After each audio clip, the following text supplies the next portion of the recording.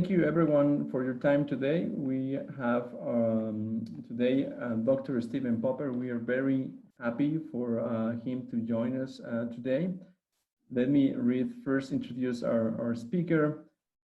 Dr. Stephen Popper is a senior economist at the RAND Corporation and a professor at the Carnegie RAND Graduate School. He was the director of the RAND Science and Technology Policy Institute, in which he provided research and analytical support to the White House Office of Science and Technology Policy and to other agencies of the executive branch. His current work is on science and technology policy, socioeconomic long-term strategy, energy, decision-making under deep uncertainty, and security planning. He co-authored the flagship study, Shaping the Next 100 Years, New Methods for Quantitative Long-Term Policy Analysis, which provides a new methodological framework for decision-making under deep uncertainty that has been applied to an expanded set of policy issues. Dr. Popper received his PhD in economics from University of California at Berkeley. Stephen, thank you very much for your time today. We're extremely happy to have you, and I'm sure we're going to have a very interesting seminar today. Just a reminder for everyone that is joining this session today. Today we're going to talk about assumption-based planning. Dr. Stephen Popper is going to give us a seminar on this very interesting topic. And just a reminder for everyone that is joining us today, we have one more webinar to go, and this is going to happen next week with Dr. David Grubbs, that he will be talking about COVID-19 and how we can apply DMDU methods to this problem. Please visit the DMDU website for this year's annual meeting. We'll be hosting the annual meeting in Monterrey, Mexico, November 10-12. And just before we start, remember that we have published the call for abstracts for the DMDU meeting this year. The deadline is approaching fast, June 12th. So make sure you visit the website. Please read the call for abstracts and submit your work. We're looking forward to hearing from you. And without further ado, I hand it over now to Dr. Stephen Popper. Thank you very much, Edmundo. And thank you on behalf of all of us for, well, putting together this series. Thank you to Tecnológico de Monterrey for being the host. Edmundo, I have to ask, do you see my slides at this point? We see your slides, we see you, and we hear you perfectly. So I think we're ready to go. Okay, great. All right, well, as Edmundo said, I'm going to talk about assumption-based planning. First, I'm going to talk about what it is, when you might use it, and then I'm going to describe in a little more detail what I would call the on-label uses of assumption-based planning. The reference, of course, is to the pharmaceutical industry, where something like baby aspirin has an on-label use. It's intended for the use of people under 40 pounds, 20 kilos, for reducing fevers and pain. The off-label use of baby aspirin is for old people like me to reduce the risk of heart attack. So I'll talk about the off-label uses of assumption-based planning.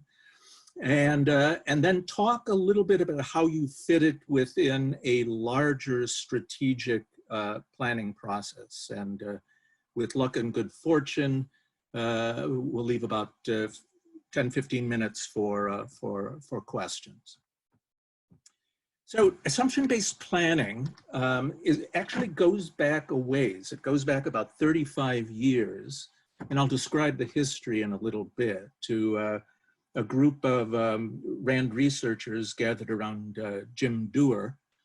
And it's relevant for two reasons. One is that so many of the techniques and so many of the ideas that we talk about in decision-making under deep uncertainty, some of the methods that those of you who have caught earlier presentations will have heard, have some of the core ideas of assumption-based planning actually at their heart.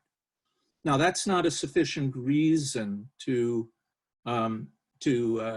give you a history lesson on something that passed before, and now we have marvelous techniques like robust decision-making and dynamic adaptive, policy pathways and a whole slew of things. The second reason to talk about it, however, is particularly for those of you who may be trying to find an entry point and trying to find some way of introducing these concepts into the organizations in which you work, where you just don't perhaps see as feasible immediately jumping into an analysis that requires modeling and computers and so on and so forth. So the value proposition for assumption-based planning in this second sense is that it's a qualitative approach to the idea of decision-making under deep uncertainty. So it's readily accessible.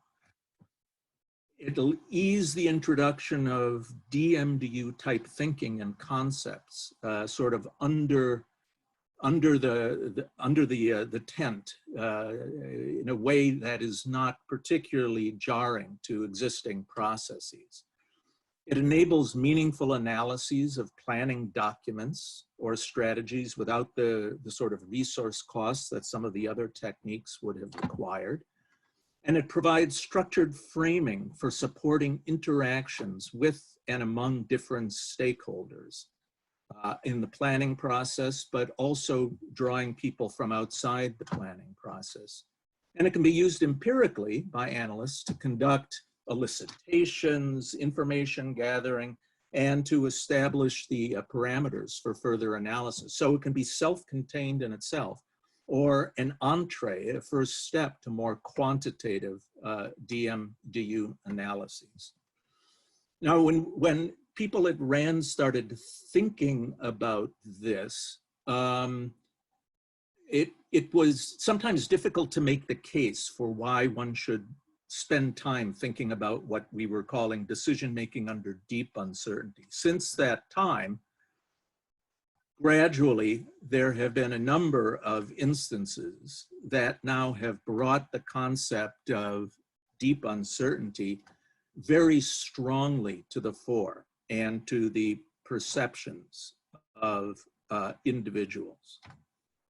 And indeed, now we no longer have to make so hard a case for why one might want to use these sort of techniques. Of course, the idea of looking to the future is not a new one.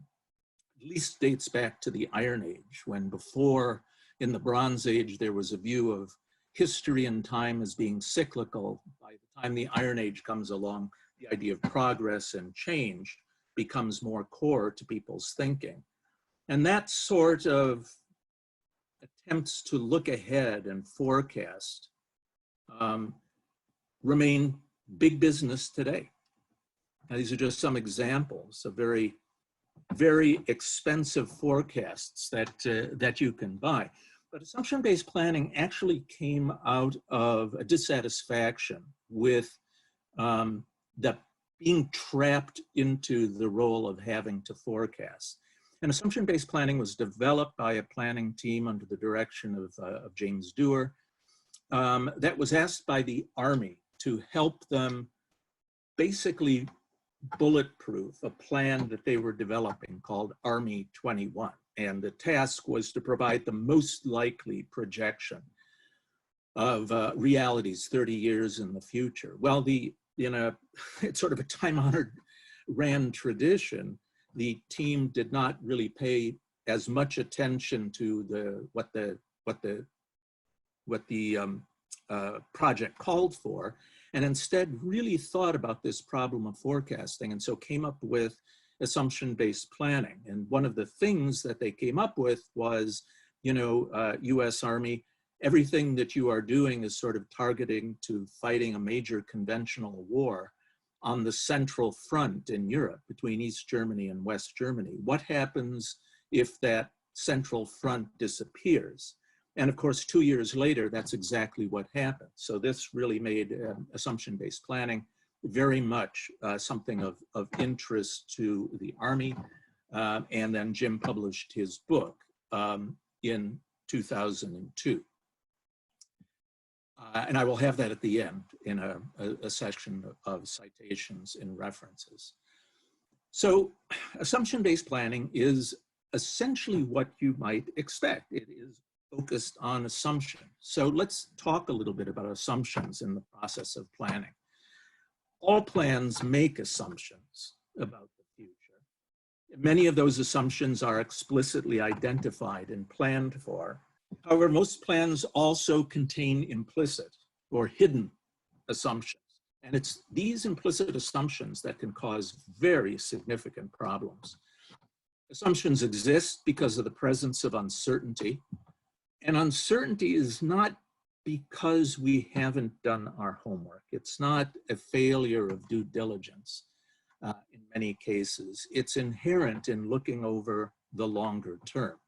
So in the presence of uncertainty, what assumption-based planning says is to systematically identify explicit and implicit assumptions and ensure that they're part of the planning process. So assumption-based planning, you're going to systematically identify the explicit and implicit assumptions.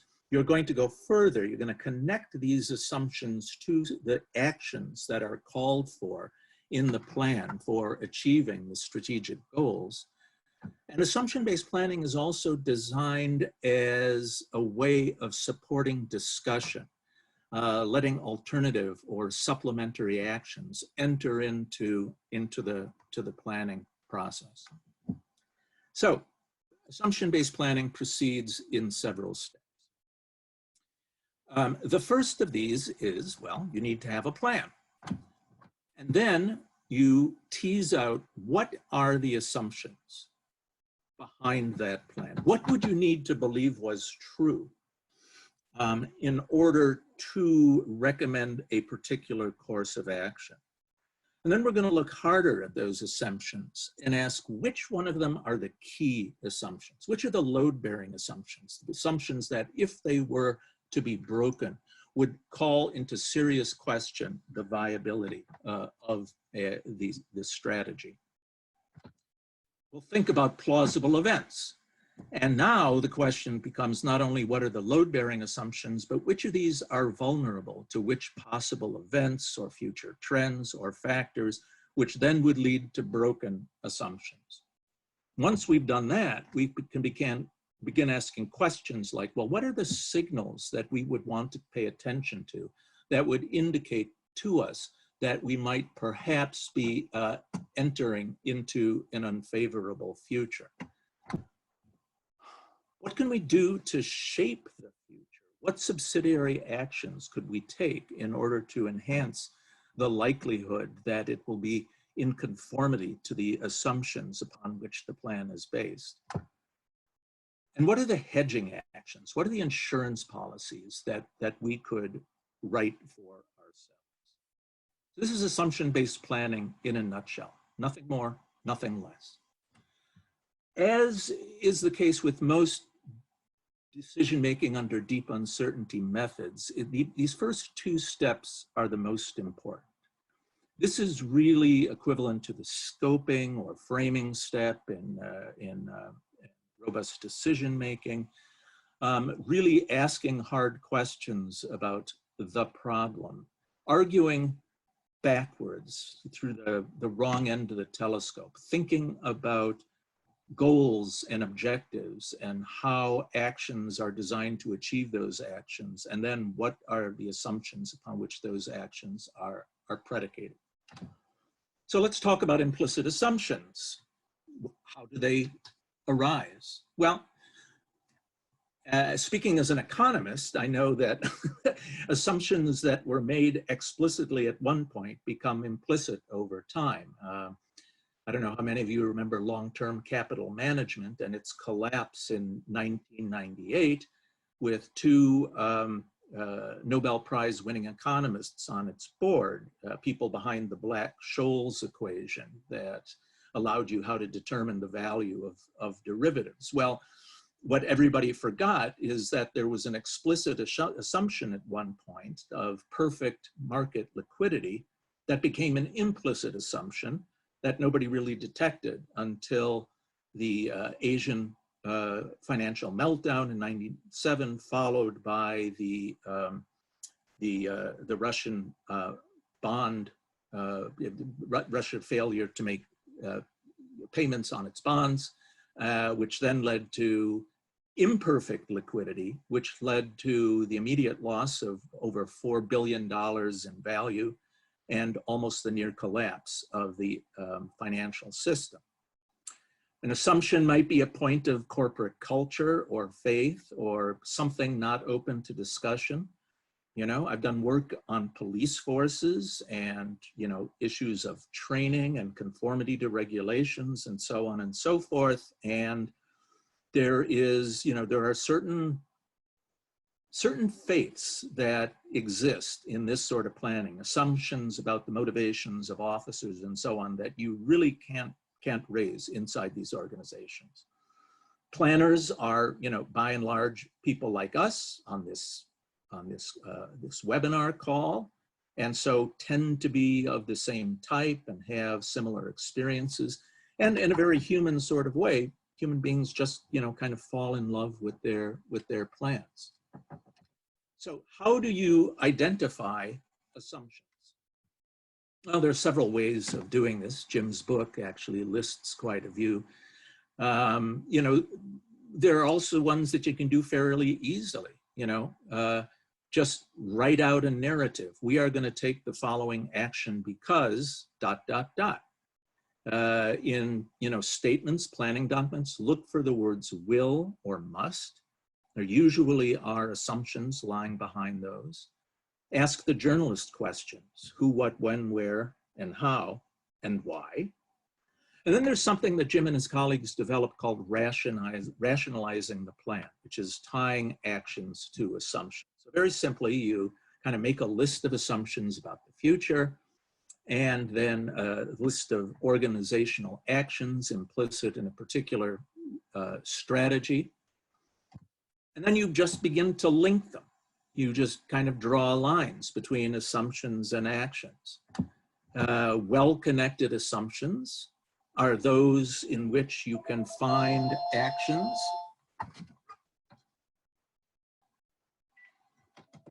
that are, you know, whose rationale you can find in the assumptions. Then there are weakly connected assumptions. And here you have actions that are only partly responsive to assumptions. So this suggests that maybe there needs to be a little more attention on the part of the planners.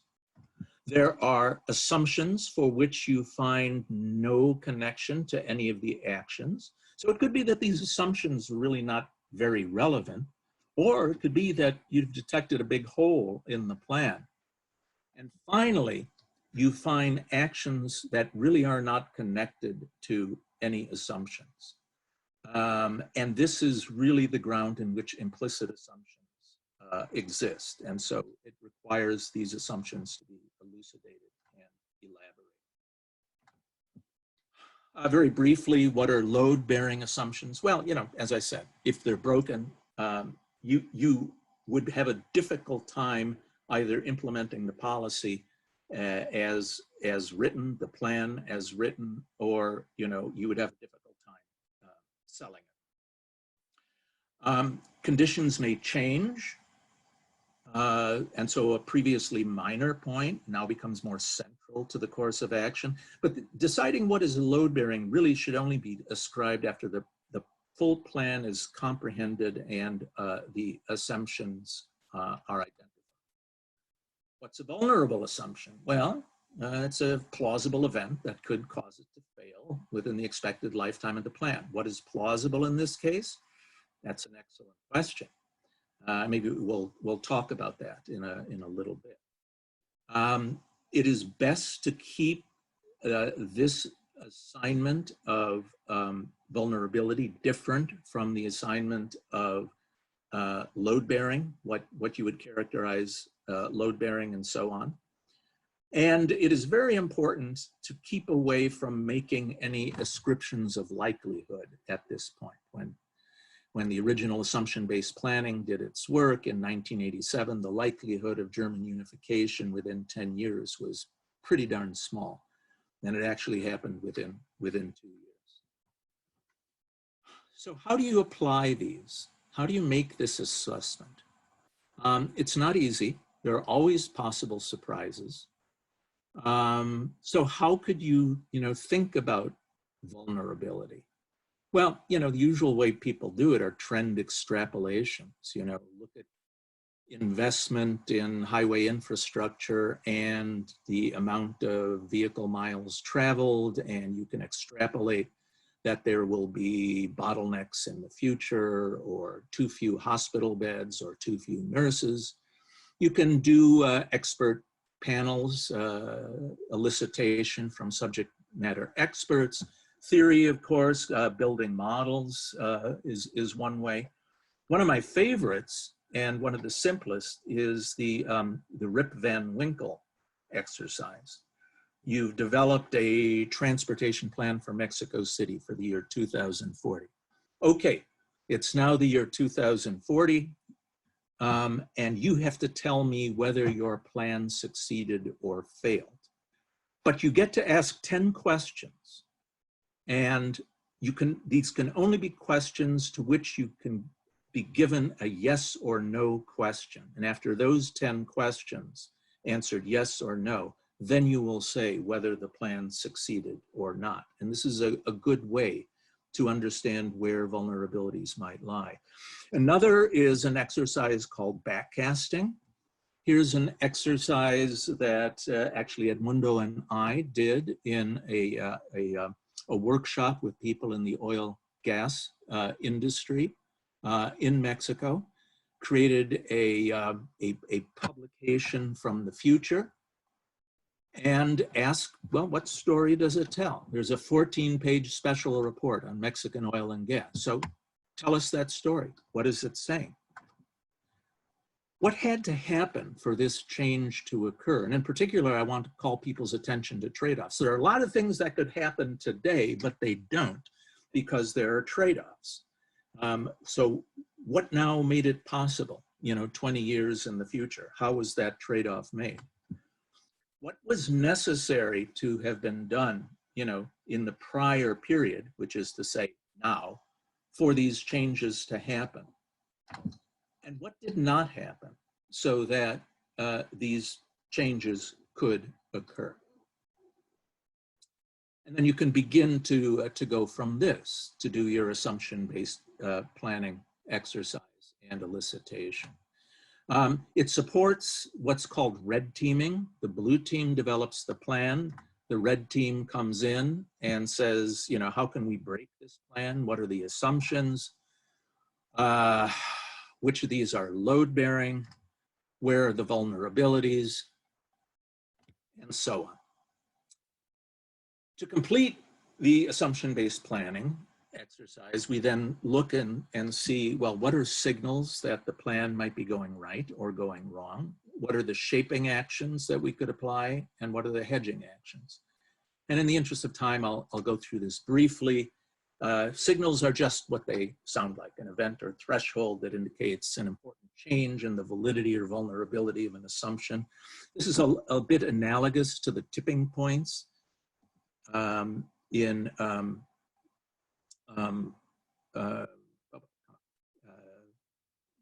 the dynamic adaptive policy pathways. And then there are shaping actions, an organizational action intended to control the vulnerability of a load-bearing assumption. Well, what happens if we, produce a $40 million movie and nobody comes to see it? Well, the most common shaping action that people do is they engage in advertisement, but there are other ways in which one can shape the environment to be more conducive. Hedging actions, these are insurance policies, and one of the best hedging actions is an insurance policy. Now, that's not possible in every instance, so things you can do are to create scenarios from broken, load-bearing, vulnerable assumptions, generate actions that can be taken now that prepare the organization, and to basically go systematically through, what if this assumption is broken? What if this event occurs? What can we build in beforehand to help us recover and gracefully and meet our objectives? Okay, so now let me confess something. I have never in my life actually done assumption-based planning as it was originally designed. That is to say, the on-label use, which is to kind of bulletproof an existing plan. Instead, what I've focused on are the off-label uses. And in particular, what I've done is I've adapted the assumption-based planning process to the initial stages, to the beginning of a strategic planning process, and use it as a means for interaction, to facilitate, to information gathering. And I will submit to you, it's particularly useful when you have serious disagreements on, fundamental issues, different opinions, different thoughts that, planners might have, and especially the case if you start drawing in stakeholders, people who are, who will be affected by that planning. So if we ignore the label on assumption-based planning, instead use this off-label use, instead of beginning with a plan, what we would begin with is, a series of strategic alternatives, not one, but sort of a logical continuum. And then what we would do is, as much as possible, an objective analysis of what are the assumptions underlying each of these strategic alternatives, where are they vulnerable, and so on and so forth. So this is really kind of looking through the wrong end of the assumption-based planning telescope. And in this case, it becomes, as I say, a frame for the parameters of a planning or analytical process. Again, remember the importance of the framing or scoping step. Reduce contention in conversations over strategic alternatives among stakeholders. I'll give an example of that. Gather and order information in a logically consistent framework, and to gain early buy-in from stakeholders and to enable interaction with policy officials.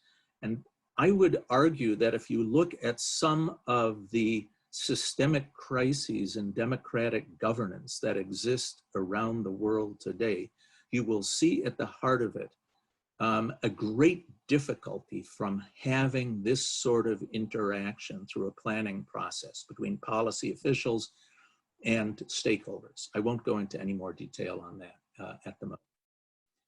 So this is an example. This actually was the beginning of a project that I did in Israel on strategies for the use of natural gas. We invited experts to a workshop, and we, as I said, we laid out alternative options, alternative strategies for natural gas in Israel. We identified the assumptions in these candidate options, and then we discussed factors to explore for vulnerabilities and surprise. When I started putting together my invitation list for this process, for this workshop, I put on it a certain very well-known professor of engineering and was told, do not invite him whatever you do, because he will bring it to a crashing halt. He will only want to talk about his ideas. When he was in government, he was able to bring meetings of the cabinet, meetings of the government to a screaming halt. If you invite him, you will not have a workshop. I invited him. And when we got together, I started putting on the board this logical continuum of strategies for natural gas, build out projects already proved to the tune of 5 billion cubic meters per year, move to the next level, higher capacity, commit yourself entirely to an all-electric economy based upon natural gas. And then no one had been discussing the fourth of these, just stop now.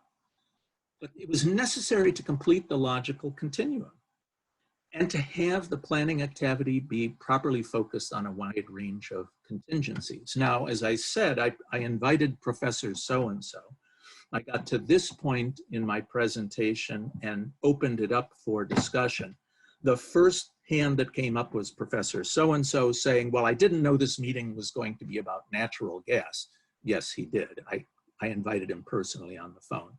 And if I had known that, I wouldn't have come because natural gas is a stupid way for Israel to go. And then there were people who were looking up at the ceiling and people looking at me saying, okay, we told you this would happen. And my reaction was to say, that's really very valuable input. So what you are saying about these natural gas-based futures there are certain assumptions. And I started writing on the board, you know, the things that he said and listed them as assumptions. And this just stopped him in his tracks. You know, we had turned what would have been a very contentious, had been a very contentious over a period of years, policy discussion in this small country into something that was now a cooperative exercise. It was objective. We had deconflicted it. There's a very human faculty, a very human trait, which is it's very difficult to argue with yes for an answer. And an assumption-based planning exercise properly conducted has lots of room for yes. And so we proceeded, you know, to begin to list the assumptions behind all of the various options. Obviously, I'm not going to go through this. And from that, I was able to extrapolate a research design. Now, some of you will have heard some of the earlier talks, Rob Lempert's talk on RDM. He talked about the XLRM matrix. I'm not going to go through it now, but as a result of this, I was able to deduce what are the categories we need to explore over in this analysis? What are the levers for policy that actually exist in the hands of decision makers? And how could these be aggregated into different strategies, different sorts of levers, different timing? What are the fundamental external uncertainties that the planners have no control over? What are the measures? How are we going to understand the difference between a good outcome and a bad outcome? And what are the fundamental relationships? What's the theory of causation? What's the model that causes a particular lever in a particular state of the world, defined by a set of uncertainties, lead to outcomes that we can measure? Okay, let me get to the last part of my talk, and I will attempt to do this relatively quickly so we have time for questions. There's a subtlety involved if you are going to engage in this off-label use of assumption-based planning. It's well and good to talk about strategies and assumptions and so on and so forth, but any discussion of strategies that has not first had an explicit conversation about vision. What is the goal? What does good look like? What are the objectives for which these strategies are merely tools for achieving? Unless you've had that conversation, I do not regard it as a serious strategy process. So in the exercise that Edmundo and I did in Mexico City, you know, we were forced in the interest of time to just stipulate a few of Mexico's goals in the oil and gas sector development. What I'm going to show you for the final part of my talk is how you can link assumption-based planning with another tool called Three Horizon Foresight to complete this picture, to have a complete framework, methodological structure for going from vision to assumptions to actions. This was something that happened in the context of our work with the Road to Zero Coalition. This was a group brought together, all seeking to have zero preventable road fatalities in the United States by the year 2050. It was chaired by the National Safety Council, which in spite of its name is not a government agency, it is an NGO. This work was funded by the Department of Transportation. But by the time we finished with this work, there were some 900 different members of this coalition. And these were all different breeds of dogs and cats. There were city planners and traffic engineers, city, county, state, federal officials, technology developers, safety advocates, public health experts, emergency medical responders. The one thing they agreed on was this goal. But when it came to strategies, you know, one group said, well, the strategy is to use the power of the market to deliver safety outcomes. And others said, no, no, no, what we really need to do is bring down the regulatory hammer with full force. No, no, no, the only thing that will happen is education and changing of culture. No, no, no, the only thing that will really work is, you know, heavy investment in technology and infrastructure. So this is the you know, the group that we had to work through this process with. And I'll try to pick up a little bit time here, but I will just describe in brief what Three Horizon Foresight is. So let's talk about time on the horizontal axis. And on the vertical axis, we'll have something really fuzzy, like the ability of, you know, the systems we have to deliver on the goals that we have. And presumably, in the first horizon, which is the current state, you know, there has been a lot of attempts to tune the systems to the current reality and to deliver on our then current goals and objectives. Now, if we perform the thought experiment of this system being frozen in time, while on the one hand, all kinds of external conditions change, technologies change, and so on, and on the other, maybe our objectives and goals also change. Over time, this frozen system would be less likely to be able to deliver on the goals that we wish. If we look to some future state, call that the third horizon, what we really would like is to be in a position to have put in place systems that will, you know, meet our goals when we get to that point, whatever there might be, and we can do better or less well in actually moving along a path to put to place a system that is going to achieve these goals. So that's the first horizon and the third horizon. In the middle is the second horizon. Now, of course, these are all moving in time. So this is a very static view of a dynamic process, but somehow we've got this zone of transition. In fact, Curry and Hodgson, the founders of Three Horizon Foresight, call this the triangle for conflict. So our problem now is, you know, we've talked about the way the world is now. We have talked about the way the world, we would like the world to be and the ways it could be. So we brought vision into it. We've brought some valuation of outcomes into this. And then the question becomes, how do we go across this second horizon? How do we get to that future? And this is where you can fit in assumption-based planning. I won't go through this because this is just a review of what assumption-based planning is. But if you look at this three horizons process, you can begin to say, okay, so where would we need to look for signals to how the world is changing? What are plausible events, you know, that we talked about in our deliberations, in this case with the Road to Zero Coalition? What effect might these plausible events have on the system, which is to say, which are the assumptions upon which the system is based might be violated? And what are the various shaping actions that we could take to stay on this high path to the future? And what are the hedging actions that might allow us to get as high up as we can to having a system in place that will meet our needs in the future that we have elicited and deliberated on here in the first horizon? And you can read the report. Again, in the interest of time, I'm not going to go through this. Started out with all these different strategies, articulated these strategies, defined a set of about 8 or 9 of them, basically came through refinements of these down to 3 strategies, and were able to develop.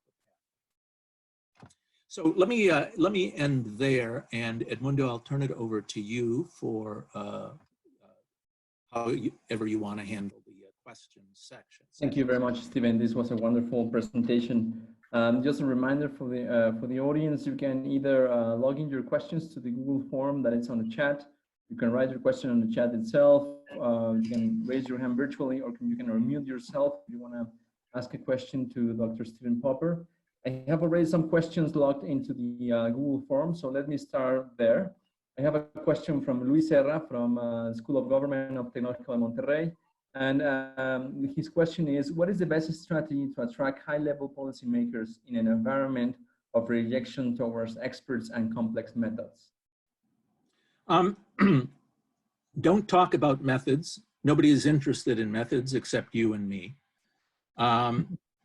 Talk about the value proposition. What is there in the existing planning process that would create endogenous demand? Where are things that people know have kind of holes in them where you can say, hey boss, I got this kind of weird idea, but I've been reading this stuff. What about doing a simple exercise? Or, we're not going through this planning process. What if we ran kind of a shadow process in parallel? And the boss, he or she would say, well, why should we do such a thing? Say, well, we could, maybe be a little more cognizant about the future. It will give us different scenarios to think about. Now, at that point, they will prick up their ears because they all know they're supposed to do something about the future. They have no idea what to do about the future. They've heard about scenarios.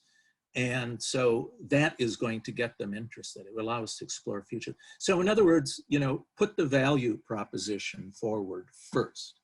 And anything else is, is just icing on the cake. Thank you very much, Stephen. I have another question. This is from Victor Espinosa from Tecnológico de Monterrey as well. Have you used assumption-based planning to structure the modeling work of a DMDU study? And if so, does this tell you how the model needs to be used in exploratory modeling setting? Yes, most definitely. In fact, that's pretty much what I use it for. I use it for that, and I use it for settings where I just know we're never going to get around to actually doing modeling or anything quantitative.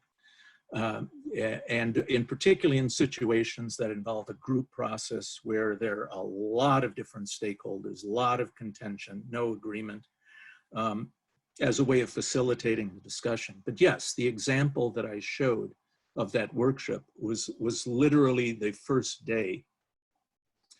formal day of work on our natural gas project in Israel, which turned out to be one of the classic robust decision-making studies that we have done.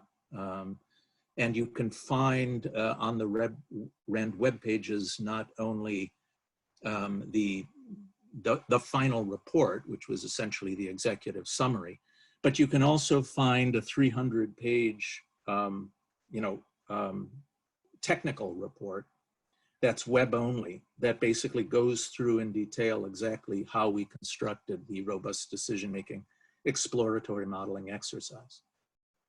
Thank you very much, Stephen. I have a few more questions on the Google form, but before going to those, are there anyone on the audience that wishes to ask their question directly? You can just unmute yourself or either raise your hand virtually and we'll give you the word. Okay, that's not the case yet. Let me just go and read another one here. We have a couple more questions related to resilience perspectives. This is a question from Hilda Zamora from the National University of Mexico. Is it possible to use assumption-based planning to identify resilience thresholds in a complex system? And if so, could you apply this among stakeholders that are diverse both in their economic background and cultural background? I didn't catch part of the question, Edmundo, the first. Let me read it again. Yeah, So and I apologize. yeah, no, don't worry. Let me just do it again. So from a resilience perspective, is it possible to use assumption-based planning to identify resilience thresholds in complex systems? And if so, could you apply this among stakeholders that are diverse, both in their economic background and their cultural background? Okay, the word that I was missing was resilience. Yes, Yeah. most definitely, absolutely. You know, again, we're talking about a narrative technique. We're talking about a qualitative approach, but you know, the problem with planning is that we focus on plans, which is to say that we focus on the formal output from the process. And we tend to focus less on the process itself as a value in and of itself. I will confess, quite a number of these notions I learned based on earlier work that I had done in Mexico, where I found that there was so much brilliance, so much expertise, so much insight that existed within silos. And it was almost a case of parallel play. And I thought to myself, how is it possible to create some kind of a venue, some kind of a structure in which all of these different viewpoints can be brought together? So, you know, the honest truth of the matter is that when I use assumption-based planning, I am not just interested in the output itself, and the output, you know, can be pretty widely shaped to serve a number of different purposes, such as the one that the questioner mentioned. But I'm also very conscious of the fact that what I'm doing is I'm opening channels of communication. You know, even if it's just within a planning group or within the various departments of a government, you know, there's a tendency for people to use the same words and nod in agreement, but it turns out that they're really attaching different meanings to it, and it's really a problem if you only find that out late in the planning process, or even worse, when you're actually implementing the plan. So, you know, having a conversation structured with assumption-based planning, where among other things, you're really focusing on the meaning of the word resilience and its implications for health systems, for systems of public support and assistance, its implications for work stability, et cetera, and so on and so forth, I think is a value in and of itself. Thank you very much, Stephen. I have a question here from Winning Prince. Please go ahead. Yes, hello, Stephen. Good evening from England. It's been fascinating listening to this talk. The first question that came to my mind as you were going through the first section is how a technique like this can break confirmation bias in a group. Yeah. And I wonder if you'd like to say a little bit more about that. You know, I think the answer is kind of sociological in nature. If you think about what goes on inside of a hierarchic organization, and a subgroup is tasked with a planning process, you know, what happens when late in the day, Susie, part of the planning team, says, you know what, it just really occurred to me that we might have a problem with X or Y. Now, this is not confirmation bias per se, but you know, there is sort of a group think where, you know, you are antithetical to that. That is now a threat. It's perceived as a threat to the success of the group in meeting their goal. It's really great, Susie, but you know what? We got to have this report on the desk of the minister on Monday morning, and you know, sorry about that. I think what a process like this does is it sets in place a structure that is deliberately elicits those sorts of insights. That is to say, it is not something that I really concentrated on, but this can be made an iterative sort of process where at several points, you know, you are asking yourself, you are going back to assumptions that were made earlier and so on, reviewing them and so on. And I think it makes that sort of intervention by Susie more acceptable because it conforms more with the frame within which the process itself has taken place. Now, confirmation bias itself is a very difficult thing to deal with. And so I'll go back to what I said about some of the systemic problems of democratic governance that we see in the UK, in the US, in Mexico, in Korea, and Israel, and the EU, and so on and so forth. I think that opening up these processes earlier on to stakeholder engagement, having the process itself be designed to support that sort of engagement in a purposeful and structured way, as opposed to just, you know, having an information session where everybody kind of shouts about their grievance in front of an open microphone. I think that is one of the ways in which one addresses confirmation bias. Yeah, that's helpful. Sorry, if I could just comment on that. So it's helpful because your example of your anonymous troublesome professor in your gas project in Israel is a classic of this sort of thing. Yes. It's very much in our mind over here at the moment, as you can imagine, because we're in the last stages of leaving the European Union. Yes. And the negotiations are being conducted with epic bad faith by the EU at the moment, which is quite a challenge. I mean, it's in a sense very old-fashioned because they haven't understood that the correlation of forces shifted last year. Mm-hmm. They're no longer dealing with the British government that is incapable of executive action. And we are indeed going to leave, and we are indeed not going to be bullied by them. And we mean what we say. Now, when you have a circumstance like that, where there has been a previous set of assumptions within the EU negotiating framework that's clearly been very, very firmly held for quite a long time, and of course supported by its friends in my country as well, and that's suddenly broken.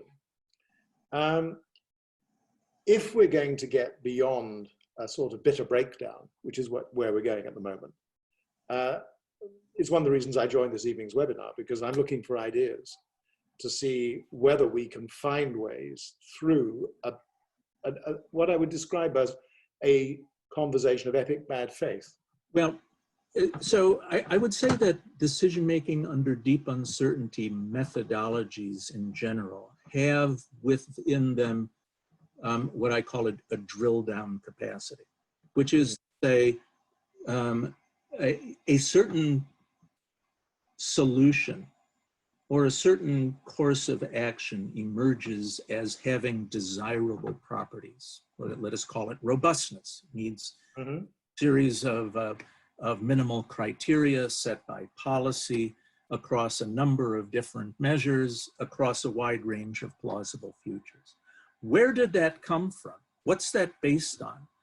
How do you derive that? And, you know, techniques like robust decision-making and so on and so forth will allow us to kind of drill down and see, well, let me show you all of those cases. And, you know, people can ask, what if this and what if that? And you could say, well, we did that as well, and you'll see what the implications are. Now, I think that has a subversive quality to it because it provides authoritative expertise to individuals outside of the usual orb within which we usually think of as possessing authoritative expertise. You know, we're the government. If you really had full access to the facts and so on and so forth, you would see, you know, why.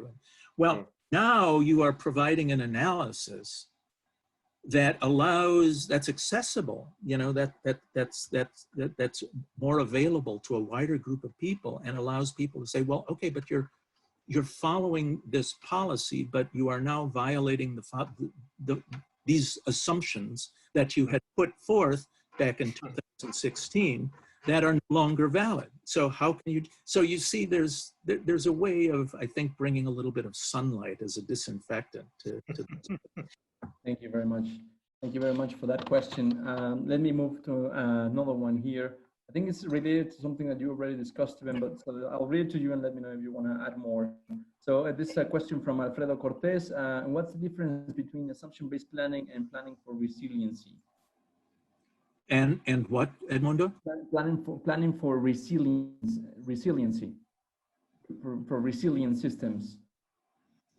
Well, I mean, I think this gets down to a fundamental question of what you mean about resilience. I think the questioner uses it properly. I think, you know, resilience is a property of systems. I suppose you could say assumption-based planning is, you know, a quick and dirty way of doing some initial testing of system resiliency.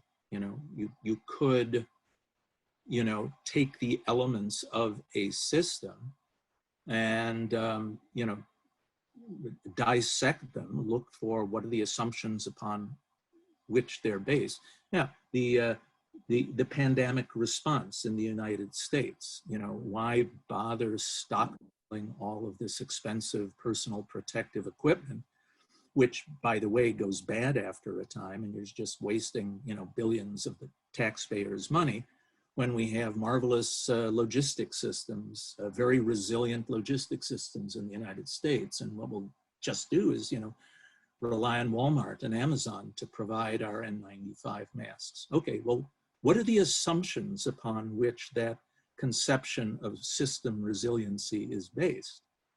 What happens, I don't know, if you have a global pandemic and the headwaters of that supply chain are in the country that is first affected by that pandemic? How resilient is that system? So, you know, I think it's something that you could apply to that question as well. Thank you very much, Steven. Let me check with the audience if there's, is there anyone else who wants to ask your question directly to Dr. Steven Popper?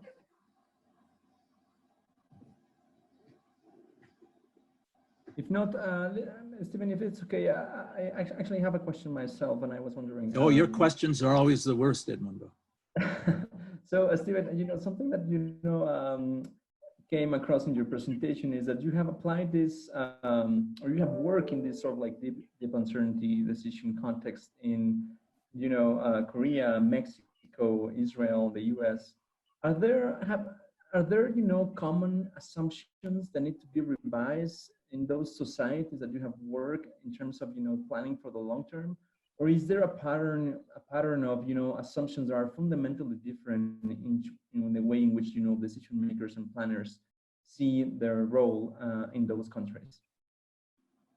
Well, role is a different question, of course, because that differs from you know, country to country in terms of the precise form of the institutions. I would say there are also cultural differences. You know, Israel, for example, is sort of one end of the spectrum that has relatively little patience for, you know, analysis and is more oriented towards action. You know, the two worst things that you can say about something in Israel is either that it's academic or it's theoretical. And on the other end of the spectrum, you have Vietnam, which is an intensely analytical culture, as it turns out. A lot of the assumptions that are made in themselves are relatively similar. I think something that is true across governmental systems and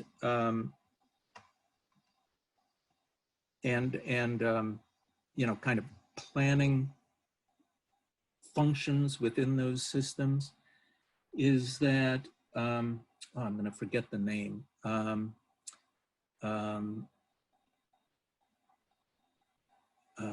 Shoot, there's a concept in the organizational theory. Yes, precarious value. Planning functions in general are a precarious value. And that is in the sense that either consciously or unconsciously, they are viewed by other members of the organization as being a source of risk. You know, here we are trying to meet our quarterly targets. Here we're trying to put together the budget for next year. And here are these guys and gals, you know, from the planning department asking us about 5 years and 10 years and so on and so forth. They're not contributing to the bottom line. And I think that you will, if you look at the history of planning and planning functions in different countries, some are more wedded to the concept, some are less wedded to the concept. Some come and go. The Strategic Planning Office in the Prime Minister's office in the UK was a notable example. These are precarious values, and the organization, again, consciously or unconsciously, tends to isolate and thwart them. So again, I will go back to something I said before. In each cases, in each one of these countries, I was very conscious of the fact that the people I was working with on the planning staffs needed, at the end of the day, to have something that would be seen as being of value, that there would be endogenous value within the value perceived within the organization, and therefore endogenous demand for these kinds of services and these functions within the organization. Thank you very much, Stephen. And with that, we are a little bit over the hour. And thank you very much for your time today. It was thank you, Edmund. Thank you all. Seminar, and thank you everyone who joined. It was very nice to have you. Join us next week, Monday, for our last DMDU webinar. It's been a pleasure to hosting this series. Thank you very much, Stephen. Talk to you soon. Thank you all. Be well.